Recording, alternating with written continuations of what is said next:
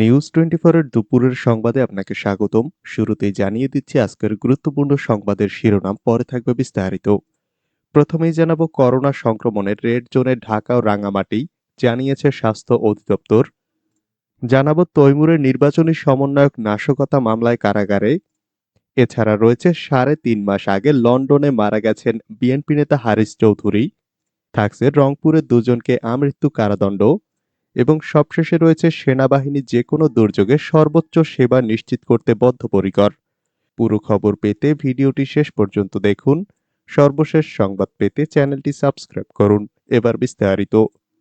Corona সংক্রমণের red জোনে ঢাকা ও রাঙামাটি, জানিয়েছে স্বাস্থ্য অধিদপ্তর। স্বাস্থ্য অধিদপ্তর জানিয়েছে করোনা ভাইরাসের সংক্রমণে রেড জোনে ঢাকা ও রাঙামাটি, হলুদ জোনে রাজশাহী, নাটোর, রংপুর, লালমনিরহাট, যশোর এবং দিনাজপুর। তৈমুরের নির্বাচনী সমন্বয়ক নাশকতা মামলায় কারাগারে। নারায়ণগঞ্জ সিটি কর্পোরেশন নির্বাচনের স্বতন্ত্র মেয়র প্রার্থী তৈমুর আলম খন্দকারের নির্বাচনী সমন্বয়ক জেলা বিএনপির ভারপ্রাপ্ত আহ্বায়ক মনিরুল ইসলাম রবিকে হেফাজতের নাশকতায় দায়ের করা ২ মামলায় গ্রেপ্তারের পর কারাগারে প্রেরণ করা হয়েছে। সোমবার সন্ধ্যায় নারায়ণগঞ্জ সিটি কর্পোরেশনের সিদ্ধিরগঞ্জের ১ নং ওয়ার্ডের হিরাঝিল এলাকায় নিজ বাসা থেকে রবিকে গ্রেফতার করা হয়। এরপর রাতেই তাকে আদালতে হাজির করা হলে আদালত ২টি মামলায় রবিকে কারাগারে প্রেরণের নির্দেশ দেন। নারায়ণগঞ্জ কোর্ট পুলিশের পরিদর্শক আসাদুজ্জামান জানান, গত বছর হেফাজত ইসলামের নেতাকর্মীদের নাশকতায় সিদ্ধিরগঞ্জ থানায় দায়ের করা ২টি মামলায় মনিরুল ইসলাম রবি এজাহার নামীয় আসামি। মামলা দুটিতে পুলিশ রবিকে আদালতে পাঠালেও রিমান্ড আবেদন করেনি। তবে তদন্তাধীন মামলা দুটিতে প্রয়োজন হলে তদন্তকারী অফিসার পরে রিমান্ড চাইতে পারবেন। এ বিষয়ে তৈমুর আলম খন্দকার বলেন, জেলা বিএনপির ভারপ্রাপ্ত আহ্বায়ক মনিরুল ইসলাম রবি সিদ্ধিরগঞ্জ থানায় নির্বাচনী প্রচার কমিটির প্রধান সমন্বয়ক। নির্বাচনী এজেন্ট নির্ধারণ এবং নির্বাচনী প্রচার সংক্রান্ত সব দায়িত্ব তার উপর অর্পিত ছিল। নির্বাচনে আমাকে বাধাগ্রস্ত করতেই রবিকে গ্রেফতার করা হয়েছে। ৩.৫ মাস আগে লন্ডনে মারা গেছেন হারিস চৌধুরী।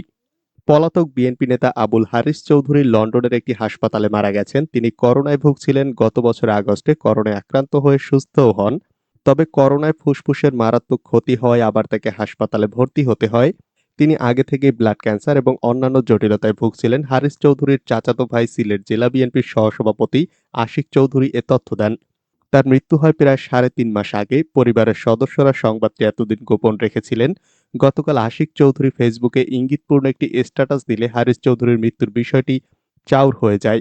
ফেসবুকে স্ট্যাটাসে লেখা ছিল, ভাই বড় ধন, রক্তের বাঁধন। হারিসের একটি ছবি যুক্ত করে আশিকে স্ট্যাটাস দেন। স্ট্যাটাসের নিচে বিএনপি ও অঙ্গ সংগঠনের নেতাকর্মীরা ইন্না লিল্লাহি ওয়া ইন্না ইলাইহি রাজিউন লিখে কমেন্ট দিতে থাকেন। ২১ আগস্ট গ্রেনেড হামলার মামলায় ২০১৮ সালে যাবজ্জীবন সাজা হয় হারিস চৌধুরীর। একই বছরের ২৯ অক্টোবর জিয়া চ্যারিটেবল ট্রাস্ট দুর্নীতি মামলায় হারিস চৌধুরীর ৭ বছরের জেল ও ১০ লাখ টাকা জরিমানা হয়। এছাড়া সাবেক অর্থমন্ত্রী শাহ এম এস কিবরিয়া হত্যা মামলায় হারিস চৌধুরী ও সিলেট সিটি কর্পোরেশনের মেয়র আরিফুল হক চৌধুরী সহ ২৮ জনের বিরুদ্ধে অভিযোগ গঠন করা হয়। ২০০৭ সালে দেশে জরুরি অবস্থা জারির পর হারিস চৌধুরী স্ত্রী সহ তার গ্রামের বাড়ি সিলেটের কানাইঘাট উপজেলার দর্পণনগরে আসেন।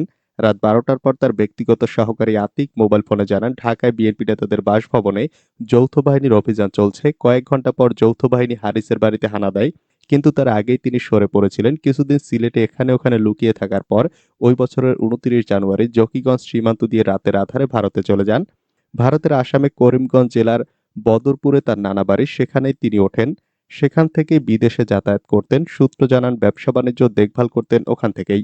হারিস চৌধুরী স্ত্রী ও ছেলে মেয়ে নিয়ে যুক্তরাজ্যে থাকতেন। তার ছেলে জনি চৌধুরী পেট্রোলিয়াম ইঞ্জিনিয়ার, মেয়ে মুন্নু চৌধুরী ব্যারিস্টার। রংপুরে দুজনকে আমৃত্যু কারাদণ্ড। রংপুরে মুক্তিপণ না পেয়ে শিশু রিয়ামণি হত্যা মামলায় দুজনকে আমৃত্যু কারাদণ্ড দিয়েছে আদালত। সেই সাথে ১ লক্ষ টাকা অর্থদণ্ড প্রদান করা হয়েছে তাদের। দণ্ডপ্রাপ্তরা হল পীরগাছা উপজেলার তাম্বুলপুর পরান গ্রামের আব্দুর রহিমের ছেলে সালাউদ্দিন ও আবুল কালামের ছেলে রাসেল মিয়া। গতকাল দুপুরে রংপুর নারী ও শিশু নির্যাতন দমন আদালত ২ এর বিচারক রকনুজ্জামান এ আদেশ দেন। কিছু মুক্তিযোদ্ধারা অস্ত্র জমা না দিয়ে চুরি ডাকাতি করত, নাটোরের আওয়ামী লীগ নেতার বক্তব্য ভাইরাল। নাটোরের নলডাঙ্গা উপজেলা আওয়ামী লীগের সাধারণ সম্পাদক মোহাম্মদ মুশফিকুর রহমান মুকু বলেছেন, কিছু লোকজন, কিছু মুক্তিযোদ্ধা এদেশে অস্ত্র জমা দিয়েছিল না, না দেওয়ার কারণে দেশে প্রতিদিন প্রতি রাতে চুরি ডাকাতি হতো। সোমবার বঙ্গবন্ধুর স্বদেশ প্রত্যাবর্তন দিবস উপলক্ষে নলডাঙ্গা উপজেলা আওয়ামী লীগ আয়োজিত অনুষ্ঠানে তিনি এসব কথা বলেন। পরে তার বক্তব্যের একটি ভিডিও সামাজিক যোগাযোগ মাধ্যমে ছড়িয়ে পড়ে। বক্তব্যের বিষয়ে জানতে চাইলে মুশফিকুর রহমান মুকু দ্য ডেইলি স্টারকে বলেন, রাজাকারদের কথা বলতে গিয়ে মুক্তিযোদ্ধাদের কথা বলে ফেলেছি। আমি বলেছি ৭১-এ কিছু রাজাকার মুক্তিযোদ্ধা পরিচয়ে চুরি ডাকাতি করেছে। আমার নিজ দলের রাজনৈতিক প্রতিপক্ষরা এসব ছড়িয়ে আমার সম্মানহানির চেষ্টা করছে বলেন তিনি। জানতে চাইলে নাটোর জেলা মুক্তিযোদ্ধা সংসদের সাবেক কমান্ডার আব্দুর রউফ এমন বক্তব্যের নিন্দা জানিয়ে ডেইলি স্টারকে বলেন, স্বাধীনতা বিরোধী রাজাকার এবং তাদের সন্তানরা ৭১-এও এমন প্রচারণা করে বহু মুক্তিযোদ্ধাদের বিরুদ্ধে ডাকাতির মিথ্যা অভিযোগ করে জেল খাটিয়েছে। এখনো সব ষড়যন্ত্র অব্যাহত আছে। পদত্যাগ করে শেখ রেহানাকে দায়িত্ব দিন। প্রধানমন্ত্রী শেখ হাসিনাকে পদত্যাগ করার পরামর্শ দিয়ে শেখ রেহানাকে দায়িত্ব দেওয়ার আহ্বান জানিয়েছেন গণস্বাস্থ্য বোর্ডের ট্রাস্টি ডাক্তার জাফরুল্লাহ চৌধুরী। তিনি বলেছেন, বর্তমান সরকারের আমলে সবথেকে বড় ব্যর্থতা গণতন্ত্র কবরে গেছে। ভোট হয় না, লোকে ভোট দিতে পারে না। সোমবার বেলা 11:30টার দিকে রাজধানীতে জাতীয় প্রেস ক্লাবের সামনে জাতীয় মানবাধিকার সমিতি আয়োজিত মানববন্ধনে তিনি এসব কথা বলেন। জাফরুল্লাহ বলেন, এখন আপনার অবস্থা এত খারাপ যে পশ্চিম দিগন্তে আপনার বিরুদ্ধে ডঙ্কা বাজাতে শুরু করেছে। এটা ঢাকতে আপনি দালাল নিয়োগ করেছেন। দালালরা কখনো সত্যকে চাপা দিতে পারে না। আর আপনি উন্নয়নের কথা বলছেন, অথচ যে কাজ করা যেত ১০-১৫ হাজার কোটি টাকায় সেটাই ৫০,০০০ কোটি টাকা ব্যয় করছেন। সর্বত্র অনাচার দুর্নীতিতে ছেয়ে গেছে। তিনি বলেন, এখন আপনার পদত্যাগ করা উচিত। সম্ভবত এটা বোঝার সময় হয়েছে। বরং বোন শেখ রেহানাকে এসবের সঙ্গে যুক্ত করুন। আপনি তাকে কোনো কাজেই দিচ্ছেন না। অন্তত তাকে মানবাধিকার ও ন্যায়পালের দায়িত্ব দিন, তাকে শিখতে দিন। তিনি আরো বলেন, রাশিয়া টিকার জন্য অফার করেছিল মাত্র $7। সেই টিকা আপনারা কিনেছেন $14 দিয়ে। সঙ্গে যুক্ত হয়েছে প্লেন ভাড়া। আবার কত দিয়ে টিকা কিনেছেন সেটাও সংসদেও জানান না। আপনারা সংসদকে অপমান করেছেন। আমার মনে হয় আপনি শারীরিকভাবে অসুস্থ, আপনার বিশ্রাম প্রয়োজন। আপনি বিশ্রাম নেন, শেখ রেহানাকে দায়িত্ব দেন। আপনি যদি বঙ্গবন্ধুকে সত্যিকার অর্থেই ধারণ করেন কিংবা সম্মানিত করতে চান, তাহলে উচিত হবে যত দ্রুত সম্ভব একটি জাতীয় সরকার গঠন করা। জাতীয় সরকার প্রতিষ্ঠা করে যেসব অনাচার হচ্ছে সেগুলো পরিবর্তন করা। জাতীয় সরকার ছাড়া এখানে কোনোভাবেই সুষ্ঠু নির্বাচন হবে না, গণতন্ত্র প্রতিষ্ঠিত হবে না। বিএনপির সমালোচনা করে তিনি বলেন, গত 2 দিন ধরে তাদের নেতাকর্মীদের বলতে শুনেছি ডিজিটাল সিকিউরিটি অ্যাক্টের মাধ্যমে বিরোধী দল দমন করছে সরকার। কিন্তু তাদের একটা নেতাকেও বলতে শুনলাম না তারা ক্ষমতায় গেলে এই আইন বাতিল করবেন। কেবল হাসিনা খারাপ, শুধু তারা বিরোধিতা করে লাভ নেই। কেবল শেখ হাসিনা খারাপ, শুধু তার বিরোধিতা করে লাভ নেই। আপনারা ক্ষমতায় গেলে কি কি পরিবর্তন করবেন সেটার ঘোষণা দেন। আপনারা একাই কিছু করতে পারবেন না। সবাইকে সঙ্গে নিয়ে রাস্তায় নামুন। আপনাদের চরম ব্যর্থতা খালেদা জিয়ার প্রতি অন্যায় হচ্ছে সেটার জন্য এখন পর্যন্ত কিছুই করতে পারলেন না। মার্কিন নিষেধাজ্ঞার পর এখন পর্যন্ত হয়নি বন্দুকযুদ্ধ। গত ১০ ডিসেম্বর র্যাপিড অ্যাকশন ব্যাটালিয়ন এবং এর বর্তমান ও সাবেক ৭ শীর্ষ কর্মকর্তার উপর মানবাধিকার সম্পর্কিত যুক্তরাষ্ট্রের নিষেধাজ্ঞার পর থেকে এখন পর্যন্ত আইনশৃঙ্খলা বাহিনী ও অপরাধীদের মধ্যে কোনো বন্দুকযুদ্ধ হয়নি। মানবাধিকার সংস্থার তথ্য ও গণমাধ্যমের প্রতিবেদনে দেখা যায় ১০ ডিসেম্বরের আগে বন্দুকযুদ্ধে মানুষ হত্যা একটি নিয়মিত ঘটনা হয়ে দাঁড়িয়েছিল। মার্কিন নিষেধাজ্ঞা আসার কয়েক ঘণ্টা আগেও বরগুনার পাথরঘাটা উপজেলায় র্যাব ও ডাকাত দলের মধ্যে বন্দুকযুদ্ধে এক সন্দেহভাজন ডাকাত নিহত হন। এর মাত্র ৪ দিন আগে ভোলায় এলিট ফোর্সের সঙ্গে এমনই আরেকটি বন্দুকযুদ্ধে আরও ২ সন্দেহভাজন ডাকাত নিহত হন। কুমিল্লার ওয়ার্ড কাউন্সিলর হত্যা মামলার ৩ আসামি গত বছরের ৩০ নভেম্বর ও ২ ডিসেম্বর ভোরে পুলিশের সঙ্গে বন্দুকযুদ্ধে নিহত হন। মানবাধিকার কর্মীরা বলছেন, এ ধরনের হত্যাকাণ্ড এখন না হয় এটাই প্রমাণ করে যে বন্দুকযুদ্ধের নামে হত্যা করা কিংবা তা বন্ধ করা সম্পূর্ণভাবে আইনশৃঙ্খলা বাহিনীর উপর নির্ভর করে। সরকার ও আইনশৃঙ্খলা বাহিনী সাধারণত দাবি করে অপরাধীরা প্রথমে গুলি চালানোর পর এ ধরনের হত্যাকাণ্ড ঘটেছে, কিন্তু বাস্তবে আইনশৃঙ্খলা রক্ষাকারী বাহিনী এ ধরনের ঘটনা সাজায় বলে মন্তব্য করেন মানবাধিকার কর্মীরা। ২০২০ সালের ৩১ জুলাই কক্সবাজারে মেজর সিনহা মোহাম্মদ রাশেদ খানকে হত্যার পরেও বন্দুকযুদ্ধে বিরতি দেখা যায়। এই ঘটনার পরে প্রায় ৫ মাসে কেবলমাত্র ২ আগস্ট সিলেটে একটি ছাড়া সারা দেশে আর কোনো বন্দুকযুদ্ধের খবর পাওয়া যায়নি। আইন ও সালিশ কেন্দ্রের হিসাব অনুযায়ী ২০২০ সালের প্রথম ৭ মাসে ১৮৪ জন বন্দুকযুদ্ধে নিহত হয়েছেন। বিএনপির ছায়া হয়ে লড়ছেন তৈমুর। বিএনপি আনুষ্ঠানিকভাবে নারায়ণগঞ্জ সিটি কর্পোরেশন নির্বাচনে নেই। দলীয় প্রতীক ও প্রার্থী না থাকলেও নির্বাচনে দলটির স্পষ্ট ছায়া আছে। এ ছায়া নিয়ে হাতি প্রতীকে লড়ছেন দলের সাবেক নেতা তৈমুর আলম খন্দকার। এই ছায়া সমর্থন নিয়ে ভোটযুদ্ধে কতদূর যেতে সক্ষম হবেন তৈমুর, সেই আলোচনা এরই মধ্যে শুরু হয়েছে।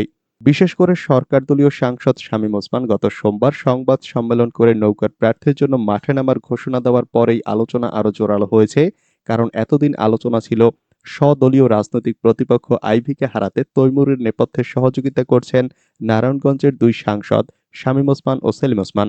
অর্থাৎ ওসমান পরিবারের একটা ছায়া তৈমুরের উপর রয়েছে, কিন্তু আওয়ামী লীগের উচ্চ পর্যায়ের চাপে বা পরিস্থিতিগত কারণে শামীম ওসমানের এই ঘোষণার পর তৈমুরের ওপর থেকে ওসমান পরিবারের ছায়া সরে যেতে বাধ্য হবে বলে অনেকে মনে করছেন। আওয়ামী লীগের রাজনৈতিক মিত্র জাতীয় পার্টিও নারায়ণগঞ্জ সদর আসনে দলের সাংসদ সেলিম ওসমানকেও সতর্ক করেছে। গত সোমবার জাপার শীর্ষ পর্যায় থেকে চিঠি দিয়ে সেলিমকে নির্দেশনা দেওয়া হয় নির্বাচনে কারো পক্ষ না নেওয়ার। এছাড়া তৈমুরের ওপর স্থানীয় জামায়াতে ইসলামী, হেফাজত ইসলাম সহ ধর্মভিত্তিক দলগুলোর ছায়া সমর্থন রয়েছে বলেও আলোচনায় আছে। তৈমুর আলম খন্দকার নিজেকে কম্বিনেশন অফ অল বলে দাবি করেন। তিনি গতকাল মঙ্গলবার প্রথম আলোকে বলেন, আমি বুঝে শুনে দাঁড়িয়েছি, বিভিন্ন অ্যাঙ্গেল থেকে আলাপ আলোচনা করে প্রার্থী হয়েছি। তবে সেলিনা হায়াৎ আইভীর মতে কারো ওপর যত ছায়াই থাকুক কোনো কিছুতেই কাজ হবে না, কারণ ভোটাররা অলরেডি সিদ্ধান্ত নিয়েছেন ভোট তারা কাকে দেবেন। থানার পেছনে পড়েছিল যুবকের গলিত মরদেহ। পুরান ঢাকার গোলকপাল লেনে দুই ভবনের মাঝ থেকে অজ্ঞাত পরিচয় এক যুবকের মরদেহ উদ্ধার করেছে পুলিশ। তার মরদেহটি যেখানে পড়েছিল এর ঠিক সামনেই বংশাল থানা। মঙ্গলবার বিকেলে তার মরদেহ উদ্ধার করে স্যার সলিমুল্লাহ মেডিকেল কলেজ মর্গে পাঠায় পুলিশ। থানার পাশ থেকে লাশ উদ্ধারের ঘটনায় চাঞ্চল্যের সৃষ্টি হয়েছে। পুলিশ ধারণা করছে ওই যুবক কয়েকদিন আগে মারা যেতে পারেন। মরদেহে পচন ধরে যাওয়ায় শরীরে আঘাতের চিহ্ন রয়েছে কিনা তা বোঝা যায়নি। মৃত্যুর কারণ নির্ণয়ে মরদেহ মর্গে পাঠানো হয়েছে। বংশাল থানার উপপরিদর্শক রাজীব ঢালী জানান, প্রাথমিকভাবে তারা জানতে পেরেছেন ওই যুবক ভবঘুরে ছিলেন। ধারণা করা হচ্ছে তিনি মাদকাসক্ত ছিলেন। কিভাবে তার মৃত্যু হয়েছে নিশ্চিত হওয়া যায়নি।